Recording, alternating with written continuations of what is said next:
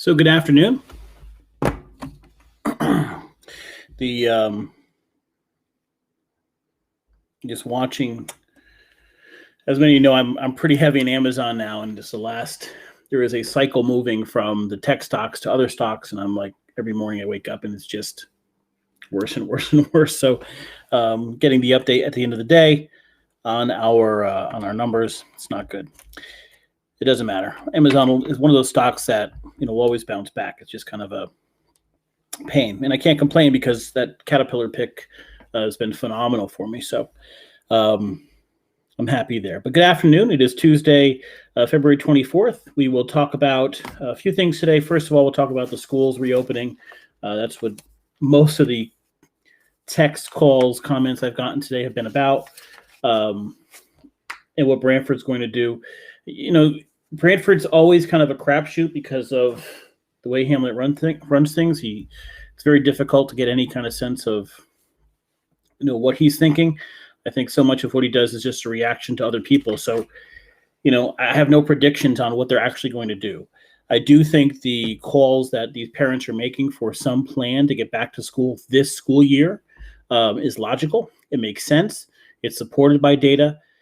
And also, if it doesn't happen now, it's not going to happen. If they wait till April or May to have this conversation, it will not be something that happens this year. And my gut kind of tells me that that's what Hamlet's thinking, was finish out this year with this hybrid model and then start the new year fresh. And there may be some that agree with that. I think most parents disagree with that. Most parents want to get their kids back in, primarily because they're seeing their own kids fall behind. They're seeing their own kids struggle with, struggles now, even if you get pushed ahead, manifest themselves down the road. And so I get that concern, and also the economic impact. But I do think most of the parents are concerned about their students. So there is one thing I have to talk about that we've talked about the last few days about this, but is a technical issue when it comes to tonight's Board of Ed meeting. So if you're not watching from Brantford, we are discussing a push by parents in Brantford to reopen school from a hybrid model to a 5-day-a-week model. And I told them one thing they need to do is convince a couple of Board of Ed members to make the motion and one to second it to have a special meeting within a week or 10 days to have Hamlet present real plans for a 5-day school day, not some half-assed thing. Now, when I looked at the agenda and I saw the agenda posted, tonight's meeting is what's called a special meeting. And so I'll detail what special means when it comes to, it's basically a legal term when it comes to meetings.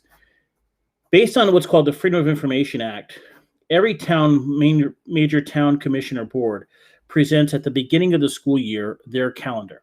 So they would present and say the Board of Ed meetings will be this day every month.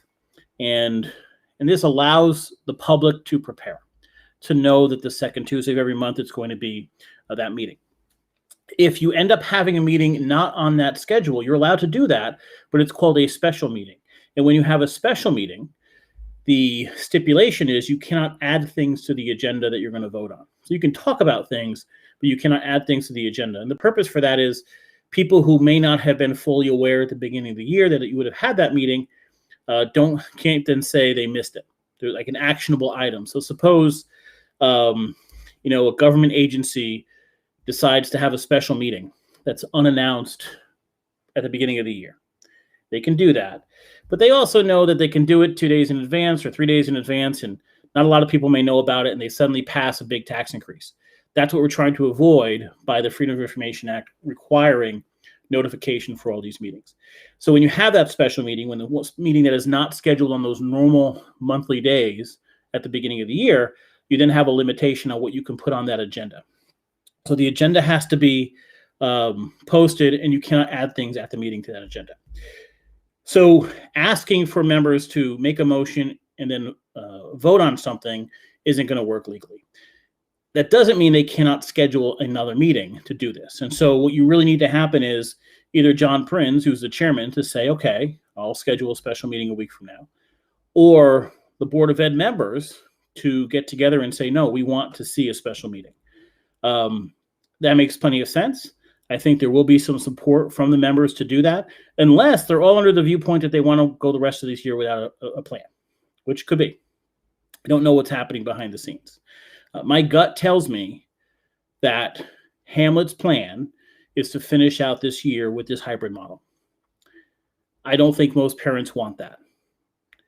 And there should be a plan.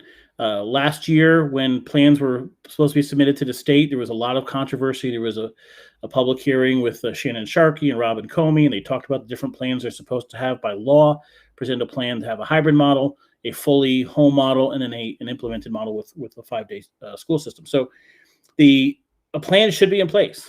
It should exist. A real bona fide 5-day-a-week plan should exist. But by saying we'll give you a week to present it, even if Hamlet doesn't have it, he has a week to come up with one. And we saw from a post from Sean Scanlon that Guilford is coming up with their plan as well. So there's really no reason not to go talk to Dr. Freeman in Guilford, talk to other school districts, find out what they're doing. We don't have to be the last school to do everything all the time. It seems to be the MO of Hamlet, but it's kind of ridiculous. And so there's nothing claiming we cannot have a meeting, whether it's not on the agenda, doesn't have to be a vote. They can ask John Prinz, the chairman, to schedule a special meeting a week from tonight, 10 days from tonight. Ask Hamlet, who works for the Board of Ed, to present the plan for 5 days. And that's it. Jeff, can he be removed over the summer? The Board of Ed can decide to remove him at any point. They can have those conversations. You would have likely a discussion about a buyout. I'm not sure. Pretty much at all times, the superintendent has 2 years left on his contract. We almost look at that like a coach. I don't know if you're a sports fan or not, but the question that just came in is, can he be removed over the summer? What do we need to do now to start preparing for that? The answer is yes. Am I freezing? I hope not. The answer is yes, he can be, but it takes... Okay, so let's answer one question at a time here. Yes, he can be. The board has to decide to do that. They have to start, they'll go into executive session, they'll probably have some sort of vote and decide to have negotiations for a buyout. It's almost like a coach on a basketball or football team. You never let your coach go into a season on the last year of his contract because he won't be able to attract talent, right? Players weren't going to go to a team knowing the coach is only going to be there for another year. So Hamlet has a contract, and every year they add a year to that contract. At all times, he has at least 2 years remaining on that contract. So it would likely require a buyout, and that will be an expensive buyout. A couple $100,000. Benefits, things of that nature are a part of that. He's a high-level executive. That's how it works. Not everybody's happy with that, but in the past, that's how it worked with our other. Unless the superintendent leaves their own accord and says, "Listen, I'm retiring," or what have you. When you buy out a superintendent, it's a significant cost. That goes with the territory. Can they start that? They can start that process at any time. Simply by not giving him a raise 1 year, they would be starting in de facto starting that process of hiring a new superintendent. And then you would start a search committee. You put a committee of 10 people together and you start interviewing people, what have you, to do that. I don't think this board is looking at removing Hamlet right now. I don't know that it's incredibly wise to remove a superintendent in the middle of a pandemic. And this board has traditionally, now there's some new members on it, has not been a board that has been strong. For the most part, there are individuals that are strong that come in and say, I want to make a difference, want to make a change.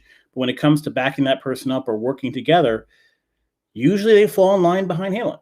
That has been the MO of the Board of Education since Hamlet has been there, through multiple chairmen. And there was one, obviously Shannon Sharkey was there. We thought there might be, if it wasn't going to change, no one was saying we want to get rid of Hamlet at the time. It was, we want somebody to stand up to him. It gets tiring hearing the same stories from teachers, from parents, from other town executives over and over and over again, and how difficult this guy is to work with. You could accomplish the same things without being difficult. And he doesn't seem to get it. And it takes a toll. It is hard to find many people in this town that like the job he's doing. And I get it. You're never going to find, especially with education. Listen, I work with parents a long time. There are some parents you can never please. But when it's the overabundance of parents and the overabundance of teachers, the complaints are constant. If you're a Hamlet person, you're treated like gold. If you're not, You're worried constantly about your job. Then there's these new coaches come in and they change everything. Every 5 seconds, they're changing something. And people he likes get promoted to their coaching positions. And I'm not talking about sports coaching, I'm talking about these teacher coaches that they have now. Other town officials on using fields or property, or it's always so difficult to work with them. And it shouldn't be that way. You could accomplish the same things being far less difficult. When everybody walks away upset working with you in a meeting with you and lost or confused or not getting a straight answer, at some point there's a common denominator there. And, maybe it just somebody overstays their welcome. Maybe in a fresh start, he'd be a completely different person. We're not judging that. These things take their tolls. There's no question about it. That position's a difficult position. But the complaints just keep coming. At some point, that common denominator makes a difference. And so, will that happen eventually? I think that conversation has to happen. Whether it should happen now during a pandemic is a whole other matter. That said, it should be a requirement that he has a plan to reopen, and it should be known and backed up by the Board of Education that they support a plan to reopen this school year. My gut is telling me especially Hamlet, wants to wait out this year with this plan, get to September, and go back to normal. Parents do not agree. So the question tonight in these discussions from public comment, and by the way, Board of Ed members are not required to respond to you. You very well may get up there, read a letter, make your statement, and sit back down and not hear anything from the board. There are going to be some board members, I think, that are going to be with you. They may speak to that, but they're not required to do that. Tonight, the goal is to make clear, abundantly clear, that parents will not accept finishing this school year with this model. And if you're going to finish the school year with at least a few months of 5-day school, you have to make that change now. School ends, the beginning of June. So Brian just posted new hybrid email just came out. I'd like to see what that says, Brian. If you could forward that to me or send it to me, I'd appreciate it. I have not seen that. Carly, if a meeting is requested for another week out, can they say no to the meeting? Of course. Yeah, listen, the next regularly scheduled Board of Ed meeting, you can have the same thing. You can go to that meeting, make your comments. They're not required to comment. They basically can ignore you if they want. They have that right. They're also elected. So you have a say down the road. Just received a communication. Okay, Volker, I'm going to read. I'm hoping you're copying from there. So this is a comment that just came in on an email received on communication from TISCO. The current hybrid model will be modified to add 1 day of in-person instruction. Okay, the current hybrid model will be modified to add 1 day of in-person instruction every other week for students grades 1 through 4. For the moment, kindergarten and students in grades 5 through 12 will continue following their current schedule. So to the parent who posted that earlier on Facebook, and I asked for the source, okay, we now have that. That's coming from TISCO. And that is an absolute crock of shit. The hybrid model, let's just look at this for a second. The current hybrid model will be modified to add 1 day of in-person instruction every other week for students in grades 1 through 4. Kindergarten and 5 through 12 will continue. So no change for grades 5 through 12 and kindergarten. All this did was basically say one cohort will come on Wednesday, the next cohort the next Wednesday, the first cohort the next Wednesday, the next cohort the next. So basically, grades 1 through 4 will go to school on every other Wednesday, which is like 5 hours a day. So maybe 10 hours a month for that. That's nothing. That's nonsense. That's a pack of shit. That's a pile of shit. That's not an answer to anything. That's just stupid. You're just getting rid of Wednesdays for that age group. I don't know what that solves. Basically, parents should look at that as nothing. That is not an answer to anything. At some point, I think the point the parents want to make clear is they want their kids back in school 5 days a week. And they want to know what the plan is to do that. Other schools have it. There are not some significant health differences in Branford as opposed to East Haven or Madison or North Branford that we have here. That's nonsense. So It's up to tonight the parents, and it's up to the Board of Education, the elected members, to make abundantly clear this is not acceptable. And the only thing that will be acceptable is a bona fide plan to get all students back in school 5 days a week. Now, I don't know if what was put out earlier today or in the last 20 minutes was a response to the parents. If it was, excuse my language, that's basically a fuck you. Let's just be honest. If that was a response to, oh, parents want 5 days school, so here you go, that's a fuck you. And considering the source, not a shock. And that's why in my podcast, earlier this week, I made clear, don't make your message about Hamlet, because Hamlet doesn't give a shit. Make your message to the Board of Education. They're the ones elected. They're the ones that hired Hamlet. And what your goal is to have the board say to Hamlet, I want a bona fide plan for 5 days a week for all students. And I want it something we can implement in the next 3 weeks. I want to present it next week, and then within 2 weeks after that, implement it, period. Unless you get that, you're not getting anywhere. Hamlet's not going to listen to parents. If his response to your concern, and he's not stupid, he's got your emails, he got your calls, he's hearing from RTM members, he's hearing from state representatives because you're going to them. To respond with this is basically a fuck you. And not the first time, but there you go. But I think the parents are on the right track. Go to the Board of Ed members. Nancy's, as you stated, the plan was required for all 3 models before the school year by the state, and there is concern there was never one for full in-person. Was there any repercussions by state if one wasn't? There was not going to be any repercussions by the state during COVID for anything. You know, everything they threw out there was like, do the best you can. There's no way to enforce anything right now. Should it exist? Yes. And the only way that we know what that plan is if parents put enough pressure on the Board of Ed, the Board of Ed turns around and says, Hamlet, I want it now. You work for us. By next Wednesday, I want this plan presented. And I want a plan that can be implemented, not some pie in the sky crap. Don't ask for, I mean, somebody in the letter that was right. At the end of the day, the reasons why we don't have one don't matter anymore.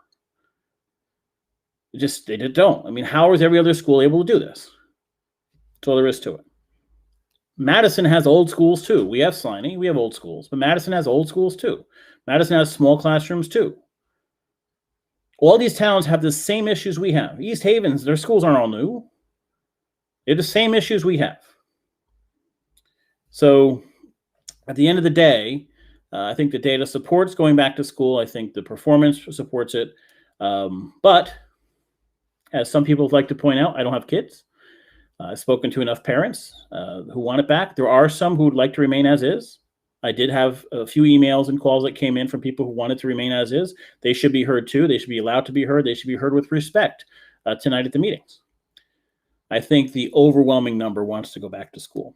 Bob, I'll read your comment here. It only takes 1 day of contact to transmit the virus if you're not taking proper precautions. If you're taking proper precautions, one wouldn't think that more in-person days pose a greater risk, especially if other school systems are doing it successfully.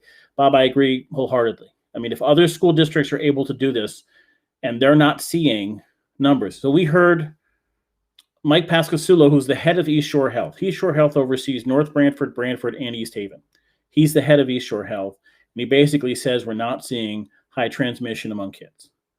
In other areas, like, for example, school sports, he did raise that as an issue. So that group, which wants all sports back, has to understand that that may not happen. But when it comes to in-person classrooms, we're not seeing that. And he made that clear. So tonight's going to be an interesting meeting. I am not going to go. I'll watch it online. Again, your audience is not Hamlet. Your audience is the Board of Ed members.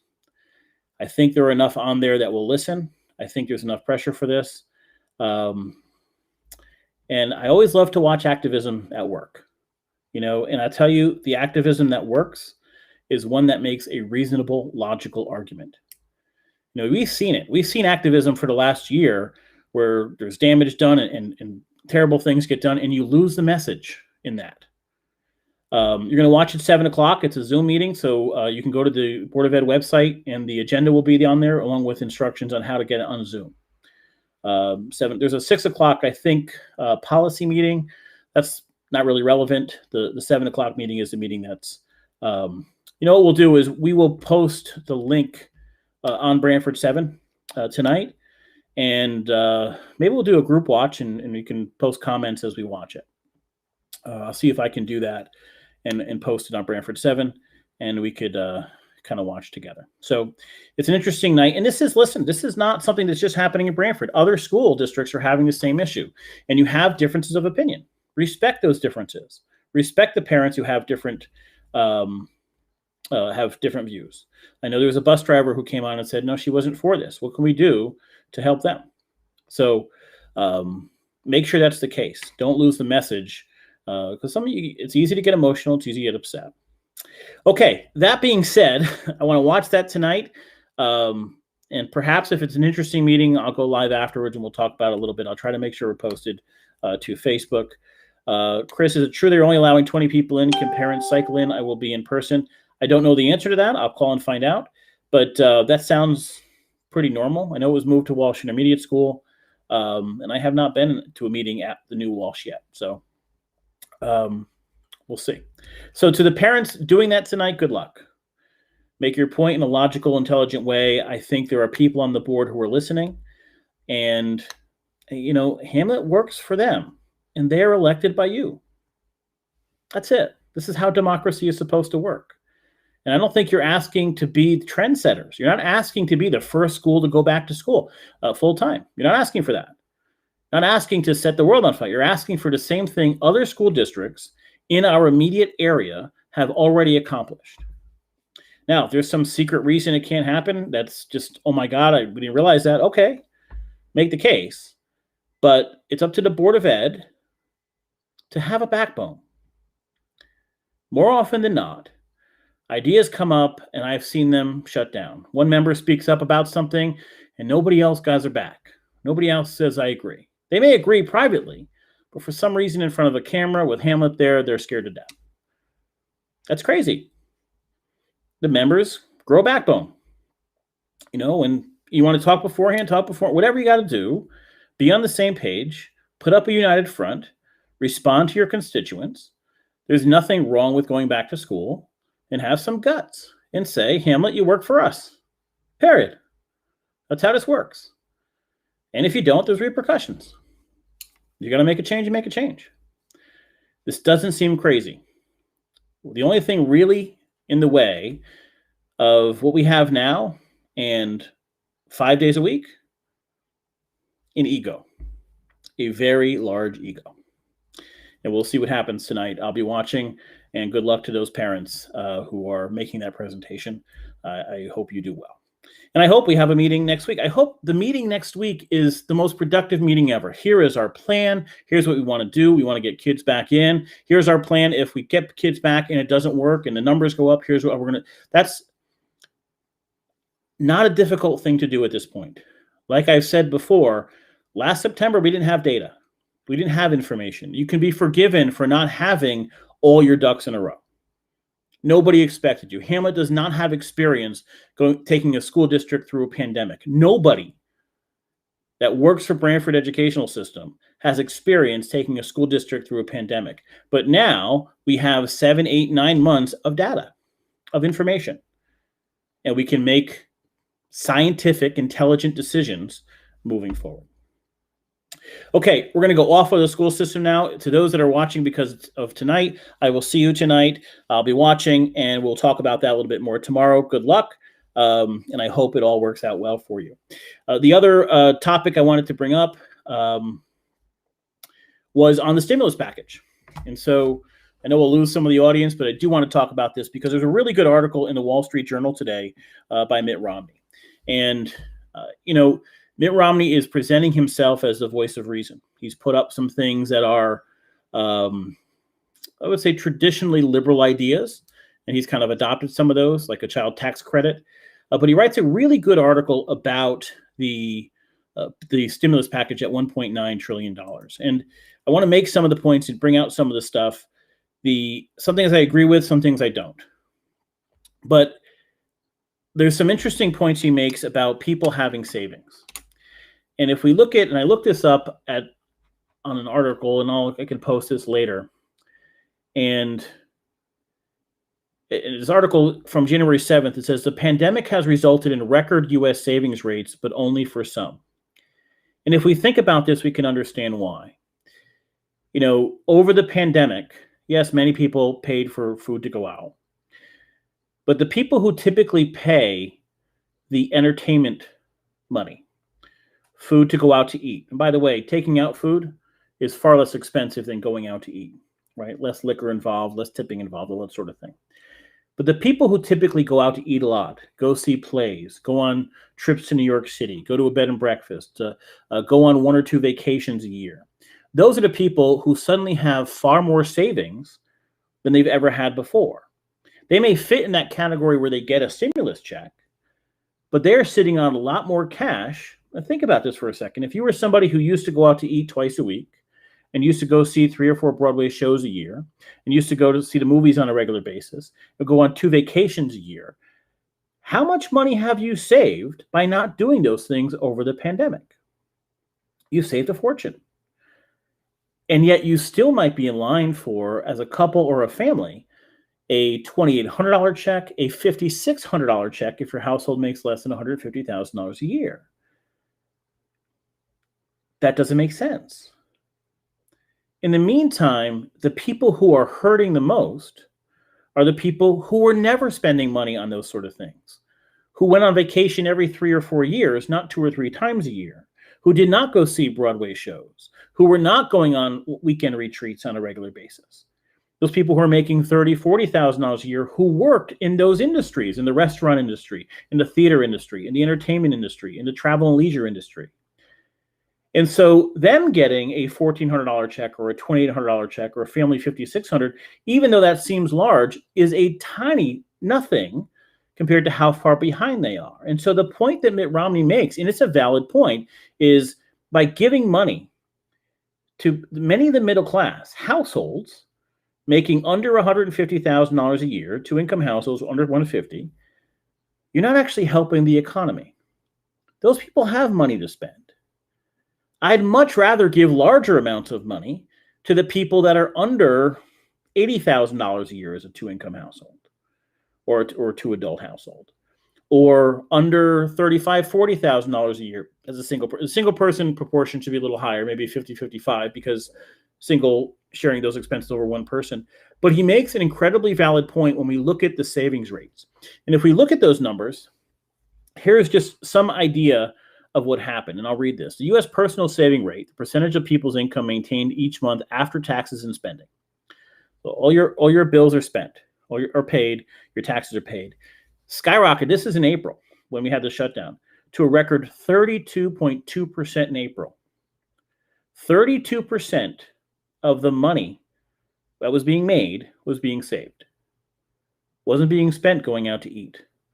Wasn't being spent at the bar. Wasn't being spent saved for vacations. Wasn't being spent going to the movies or going to New York City for a weekend or going, in my case, to Knicks games.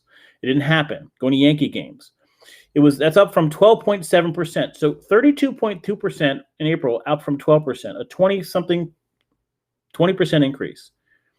At the same time, consumer spending fell 12.6%. So the people who are doing the best in this economy were the people who were spending a lot of entertainment dollars, eating out dollars, vacation dollars. So people who already had money to spend on those things are the ones that are benefiting the most. They suddenly have that saved. How much do you spend, a middle-class family, 2 incomes? So let's suppose $140,000 coming in a year. Do you spend $20,000 a year on entertainment? Sure. Vacation, weekend away, eating out, theater, yeah. And how much did you spend on that last year? Nothing. Your eat out went from $100 to go out with 2 people and get a bunch of drinks to $35 to just take out food. So those people still qualify as a family of four for a $5,600 check. That's fundamentally wrong.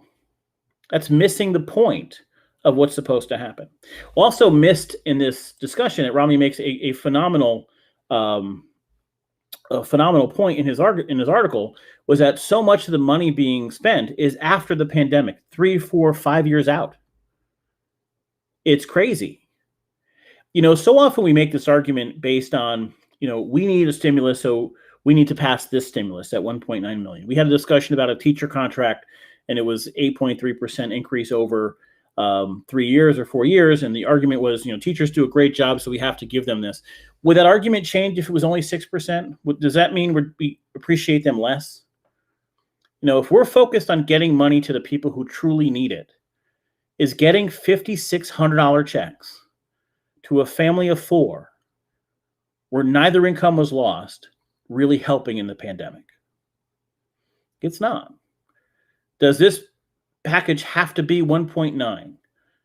Would it do anything significantly less for the economy if it was 1.4 or 1.5? A ton of money in this package is going towards businesses. A ton of it. I'm sorry, going towards states and cities. But only some states and cities are doing poorly. Some are doing great. Florida's doing phenomenal. So are we sending money to states that they don't necessarily need?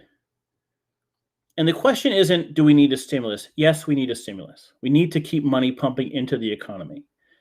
But sending money to households that did not see a significant drop in employment or in income, in fact, have been able to save a much larger percentage of that income, that money's not going to be spent.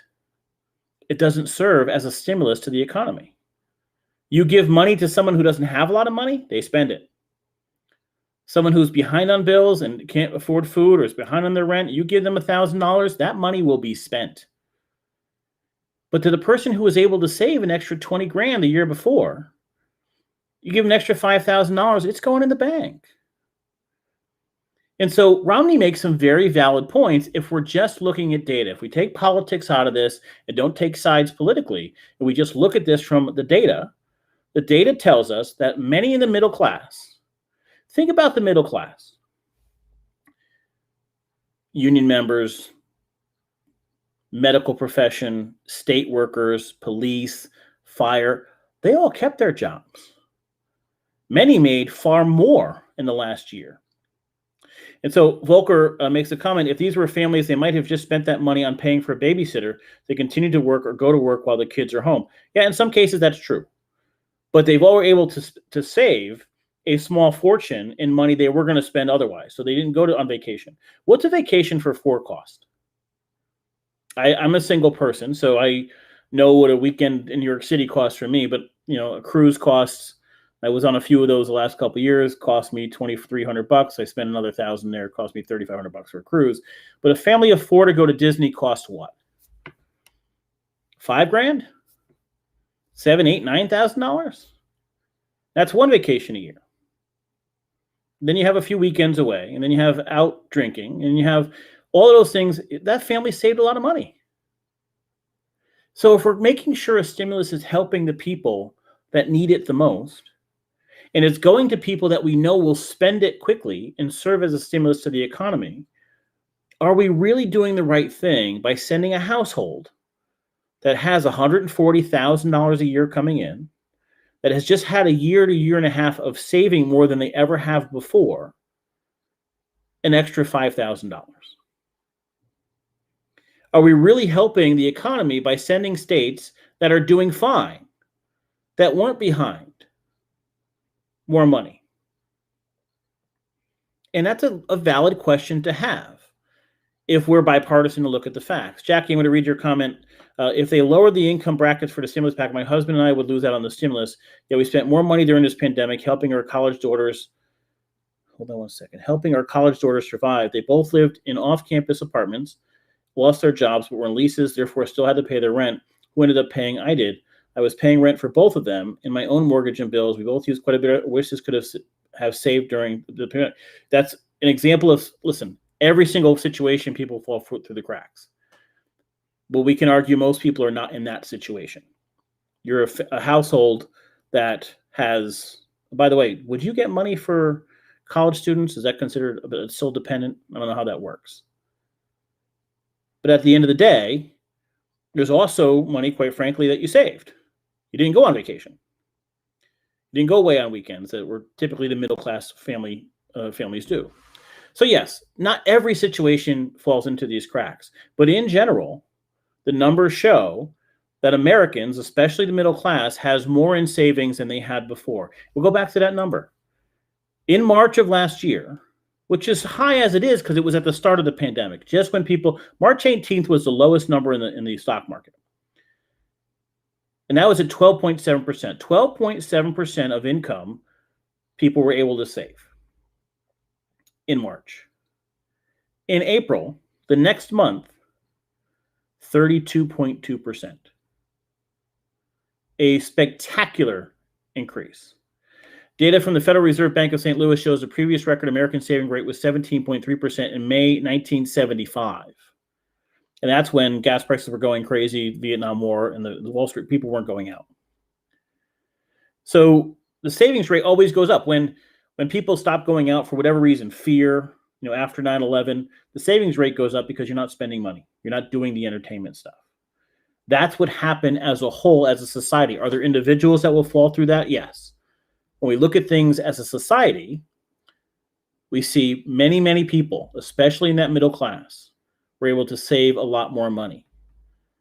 And the people who need the money the most are in those lower classes that were not able to save that money. That one lost a job or had significant addition of expenses. And so there's a rush to get money out, but we can also make a decision and say, how do we take this money and make sure it gets to people who need it the most? And we'll also spend it, not just put it in a savings account. Romney makes some excellent points. If it's in the Wall Street Journal today, I suggest you read it. And this falls into that category. I have been a huge proponent of stimulus. On this podcast, anybody who listens to this and watches this knows I have pushed for as big a stimulus as possible on a regular basis. In this case, it's a good example of reading both sides of an issue. Romney, I have found to be a reasonable person. God knows he was the starter of Obamacare. And his points are valid. He's not saying no stimulus. He's questioning how some of those stimulus dollars are being spent. And that is an intelligent discussion to be had. And so, yes, there'll be some people who will fall through those cracks. But in general, most people have been able to save money at a significant rate. So Richard H. wrote, Richard is retired. I know he vacations a lot. He does well. But at the end of the day, he's going to get a check for, $1,400 if he lives alone. Volker, you didn't spend it for what you usually did, but not necessarily saved it. That's correct, Volker. The question is, we're supposed to be helping the people who are hurting the most because of the pandemic. So Jackie makes a point. She's hurt significantly. And actually, also, college students were not included in the first two stimulus packages. So I'm not sure what happens now with the college. But if the people who cannot pay their rent, the people who are behind on their mortgage, significantly behind, are a hard time paying bills, are behind or taking on debt, that's what the people we're supposed to be helping the most. Those are also the people that we know when we give them money, we'll spend it. It won't sit still. If the average American has been able to save, in some cases, 20, 25, 30% of their income per month by not going out, is it right that that family, that couple, should be getting checks for $3,000, $4,000, $5,000, $6,000 when there are people who have not been able to save? And getting $5,000 or $6,000 will help a little, but not nearly as much as 10 or 12 to get them out of debt, or get that back mortgage paid, or get that back rent paid. And that's the question. It's a question of fairness. Are there individual circumstances that will counter those rules? Of course, there always is. There's always people at that line. There are people who are hurting that made $150 a year as a couple. If you had two kids in private school and your income was $151,000, you might be hurting. You got an extra $40,000 a year in schooling costs. So there are always exceptions to these rules, but we look at things as a society. And so when we look at our societal numbers and we see that drastic increase in savings, it tells us that a lot of people were able to save money they weren't able to before. And that makes sense. You know, all the money spent on airlines, all the money spent on rental cars, all the money spent on vacations at Disney, rent on cruise ships that basically shut down, all that money got saved. Volker, which is how it was spent, right? You made the valid point each week to point out how restaurants and their workers are hurting. I spent way more money last year on ordering out than I did eating out the 4 years before. Okay, you may be an exception to the rule. There are always going to be exceptions to the rule, but we don't make societal decisions based on exceptions to a rule. We make societal decisions on the societal data that we have. And the societal data that we have shows that many in the middle class were able to save a lot of money. You know, not going on vacation as a family of four. I don't know what does a vacation for four cost? Anybody? What does a vacation for four to Disney World? What is vacation to Disney for four cost? Let's see. A baseline Disney World vacation for a family of four, 2 adults, 1 child, 3 to 9, costs $5,239 or $262 per person per night. So $5,200 if a family went to Disney for the weekend, for the week. $5,200. That's a lot of meals. By not going on vacation, that's a lot of meals. Even if your takeout's $100, that's 50 meals over the course of the shutdown. And most people didn't do that. So that's one vacation. If you went on 2 vacations, there's $10,000, $11,000. If you took a few weekends away, if you went to a couple games, if you went to a Yankees game or a Knicks game, if you went to movies, all of those things are gone. It's easy to see how a middle-class family that goes on 1 or 2 vacations a year suddenly has an extra $15,000 in the bank. And if some of that went to daycare, we get it. In some cases, that's true. But if the $15,000 went to daycare, you're in the same spot as you were before. You're not the most needy of us. Jim May, alcohol consumption. Yeah, and I've made that point. I go out to eat, and I don't drink. I rarely have a drink. So I know, because a friend of mine who I go to lunch with a lot, we go out to eat, and the dinner bill comes to $50. You know, you go on a date, and the girl's drinking, it's $150. I've seen people go out, normal dinner and have 4 or 5 glasses of wine each. Next thing you know, they spend $200 on dinner. It's crazy. Instead, if you're only doing takeout, you're not doing that. So most of America, of middle-class America, saved a lot of money during the pandemic. And that's a lot of pent-up. It's one of the things driving the stock market right now. They're buying stock. There's all this money waiting to go into stocks. That's what's propping it up to a large extent. The Fed, and a couple other things as well. But a lot of people have money. And so Romney raises a very good point. Are we giving this stimulus money to people that desperately need it to survive? Or are we giving it to people who have saved a lot of money? And the danger of giving it to people who have already saved a lot of money is it doesn't serve as a stimulus. It doesn't serve to go back into the economy quickly. And therefore, all this money will be going out and not serve as that big boost. And especially when those checks can be $5,000 checks. A family of 4 or 5 at $1,400 a person. A family of 5 making $140,000 a year is going to get a $7,000 check. It's something to think about. Yes, there will be exceptions to the rule. But as a society, when we make a stimulus proposal, which is a societal issue, we're addressing a societal issue with this national plan, we look at things on a much bigger picture. And Romney raises some very interesting questions. It's worth a read if you get a second to do it. If you're not a subscriber to the Wall Street Journal, I copied and pasted it to my personal Facebook page, Steve Mazzacane. You're welcome to go to there and read it.